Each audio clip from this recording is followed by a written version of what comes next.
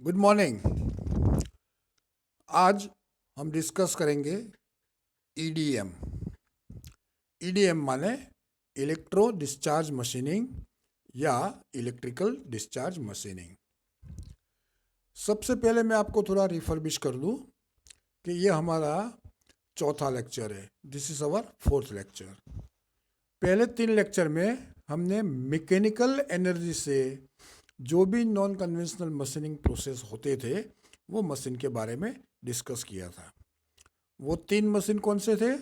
Abrasive jet machining, abrasive water jet machining and third one is ultrasonic machining.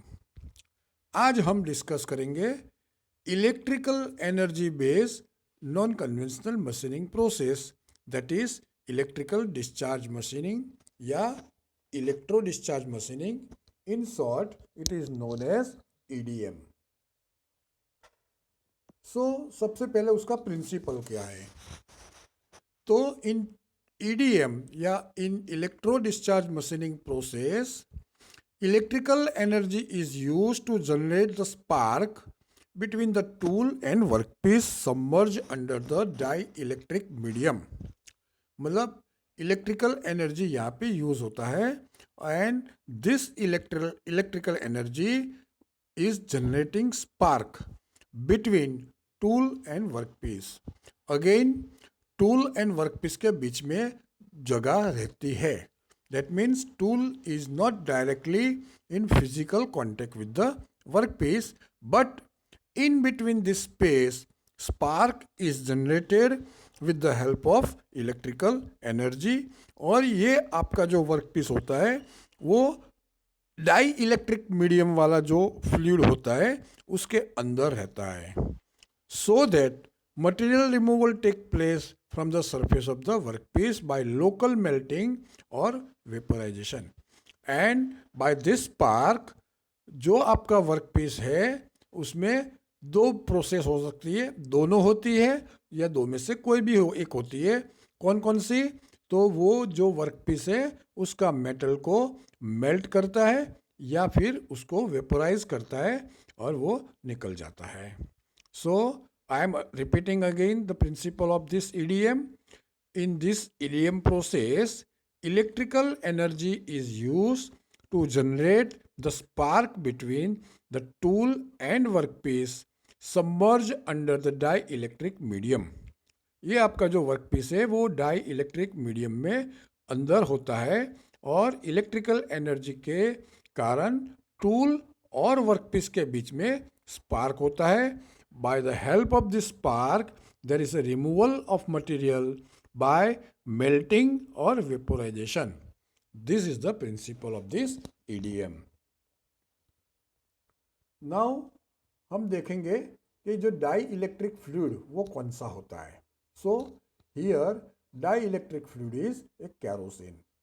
The dielectric fluid in the normal form act as a insulator, whereas at proper voltage or increases in voltage makes the dielectric fluid to be ionized।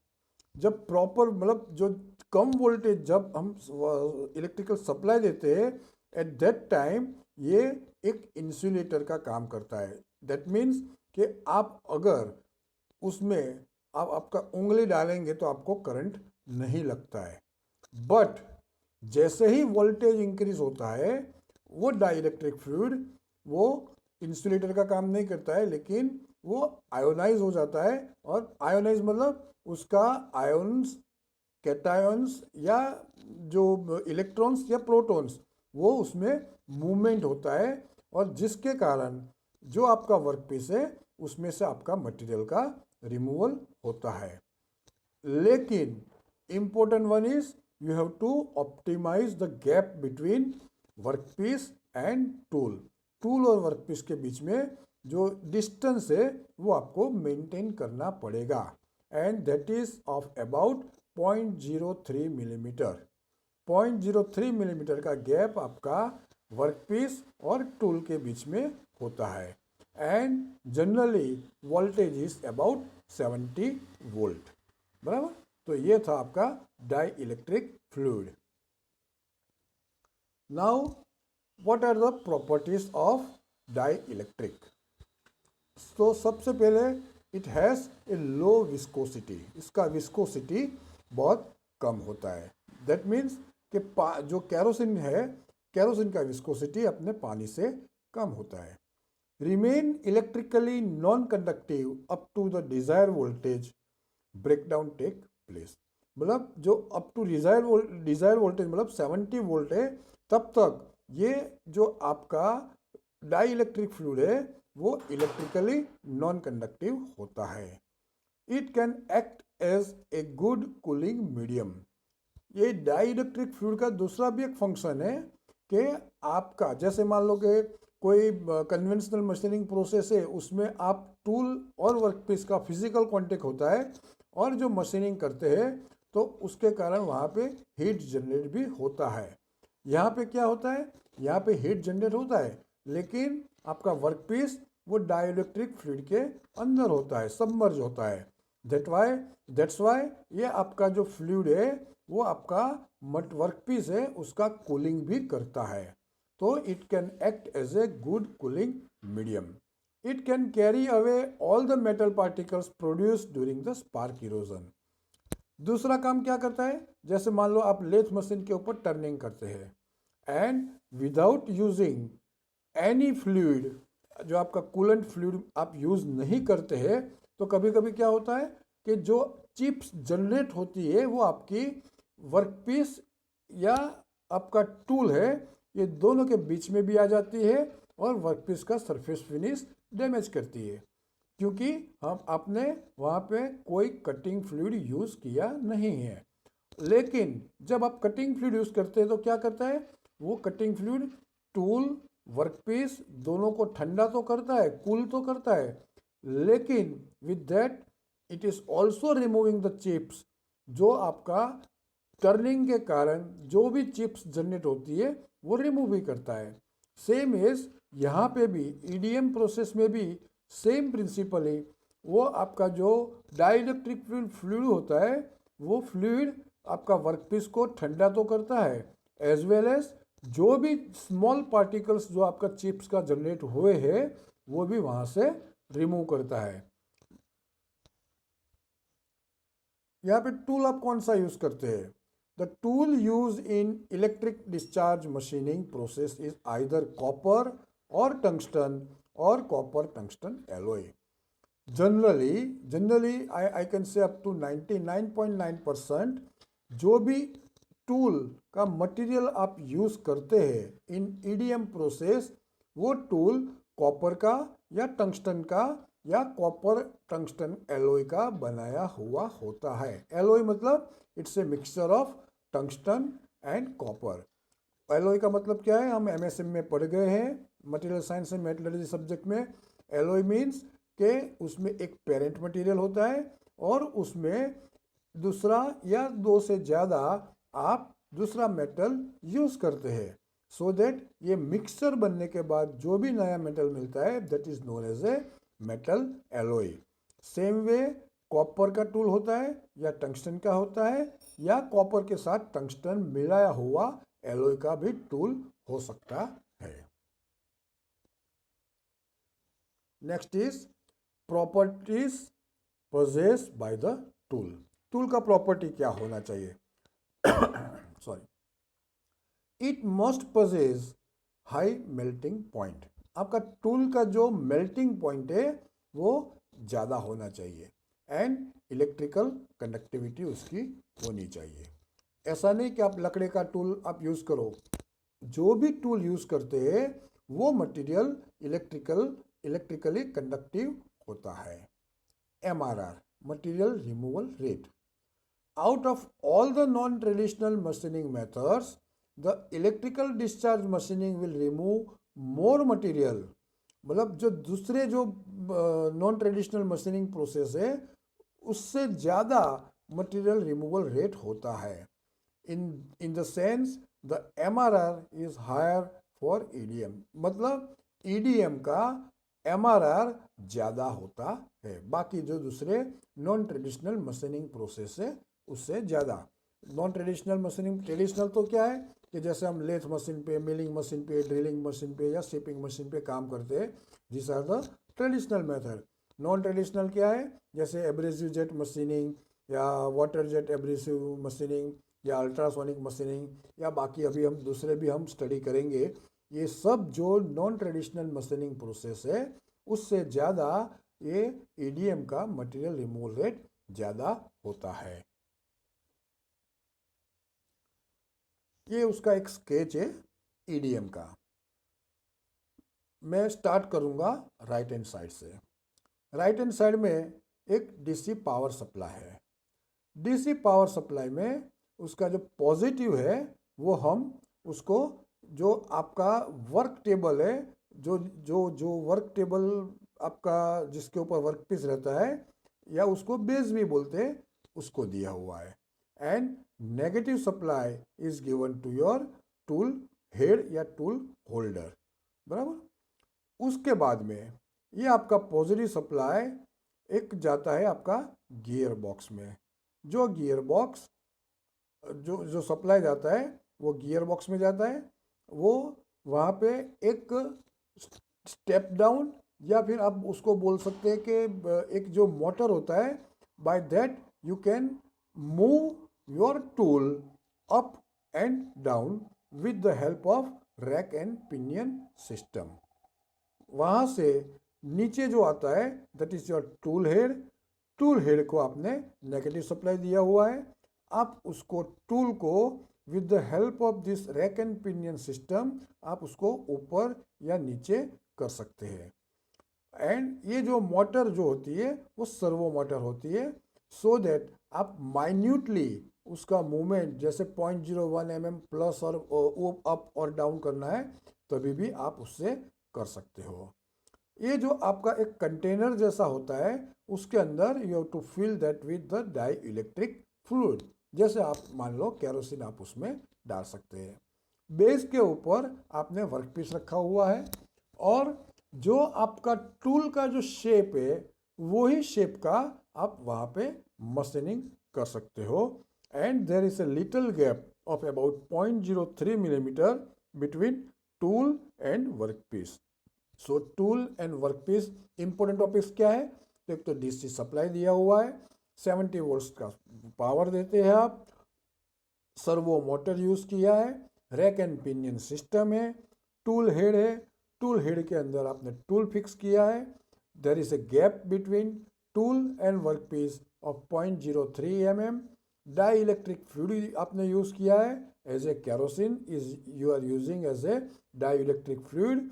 And base है, base को आपने positive supply दिया है। तो ये आपका एक layout है ईडीएम मशीन का या ईडीएम प्रोसेस का। हम डिटेल में उसमें जाएंगे। The electrical discharge machining setup consist of fixture. Fixture क्या है?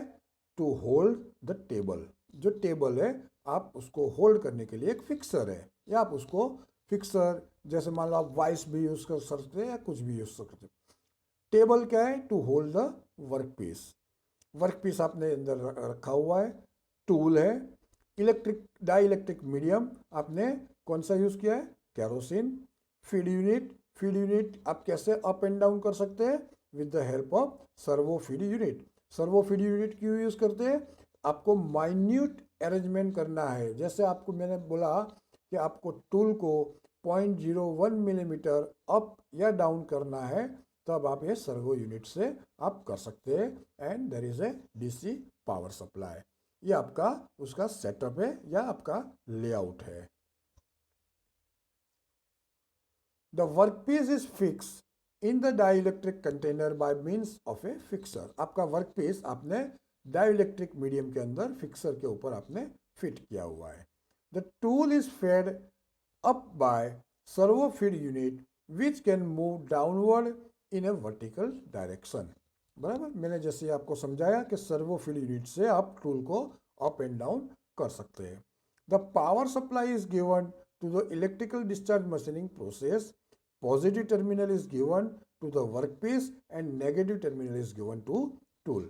आपने वर्कपीस को, जैसे मैंने बोला था कि टेबल के ऊपर वर्कपीस है, तो आपने बेस या टेबल को आपने पॉजिटिव सप्लाई दिया हुआ है, तो अल्टीमेटली वर्कपीस को भी आपको पॉजिटिव सप्लाई मिलेगा, और टूल को या अपने टूल होल्डर को नेगेटिव सप्लाई दिया हुआ है, और टूल होल्डर के अंदर आपने टूल फिट किया हुआ है, तो अल्टीमेटली टूल को आपको नेगेटिव सप्लाई मिलेगा।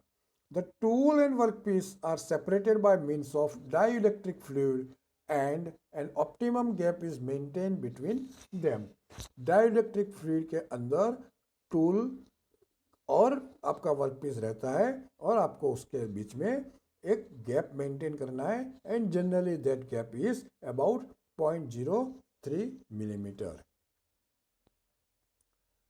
As stated that at normal condition the dielectric fluid act as, मैंने जैसे पहले बताया कि डाइइलेक्ट्रिक फ्लूइड नॉर्मल कंडीशन में इंसुलेटर होता है, in the sense of no electrical conductivity is taking place, but लेकिन by an increase of the high pressure the dielectric fluid ionize into negative and positive ions.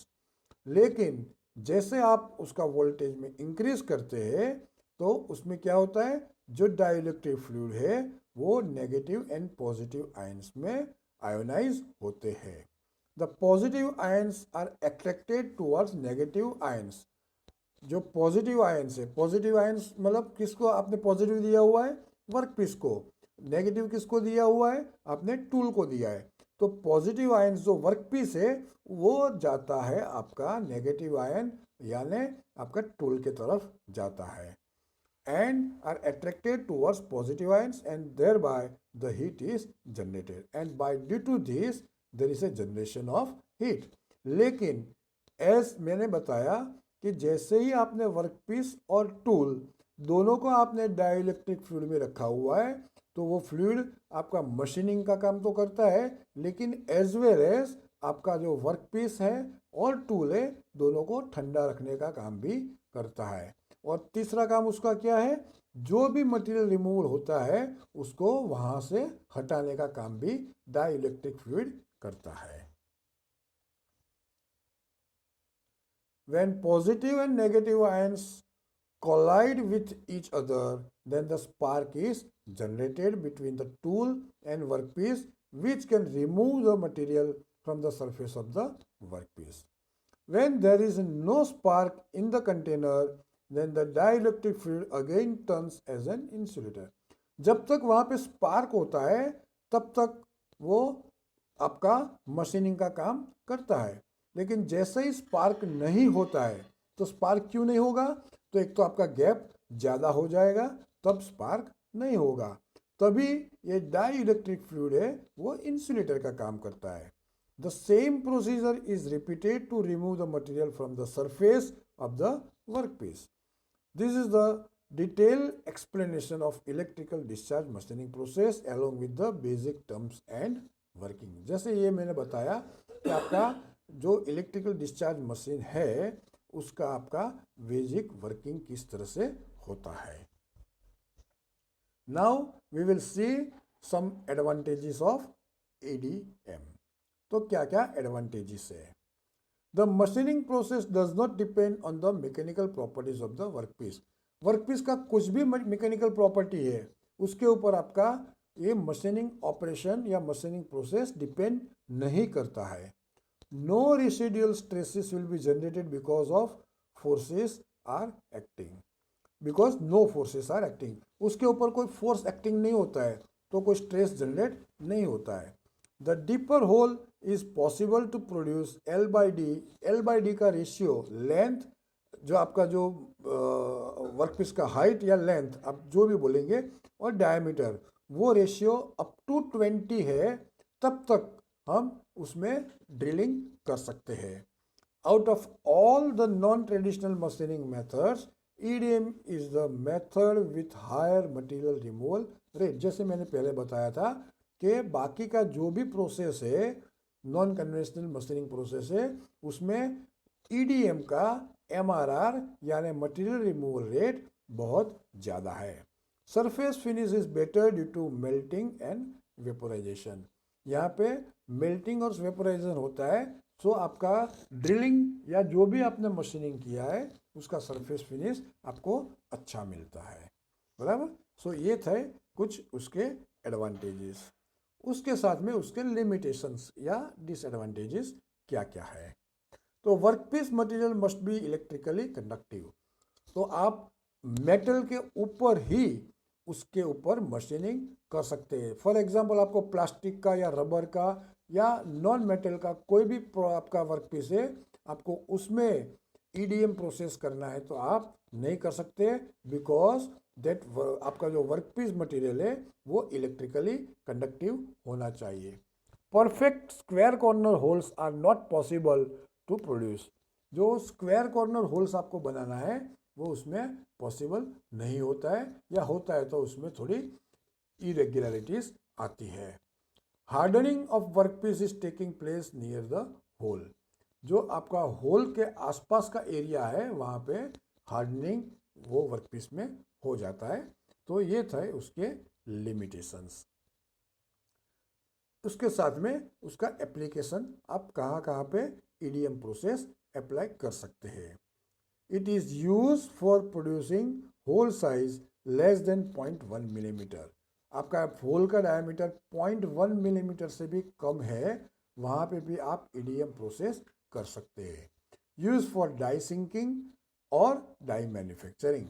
Generally die manufacturing में क्यों use होता है, क्योंकि die जो है वो एक आपका एक पैटर्न है, मतलब जैसा ही डाई बनेगा वैसा आपका प्रोडक्ट बनेगा। तो आपका डाई में जो साइज परफेक्शन है या डायमेंशनल परफेक्शन है वो उसमें बहुत अच्छा चाहिए।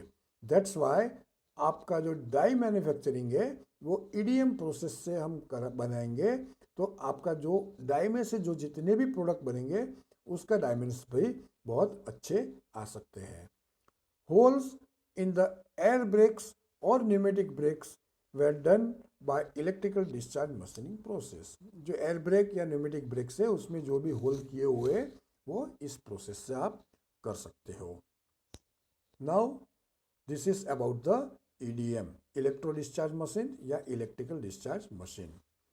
You have to explain, you have to answer the questions of this. Explain EDM process with net sketch with its advantages and disadvantages. Thank you.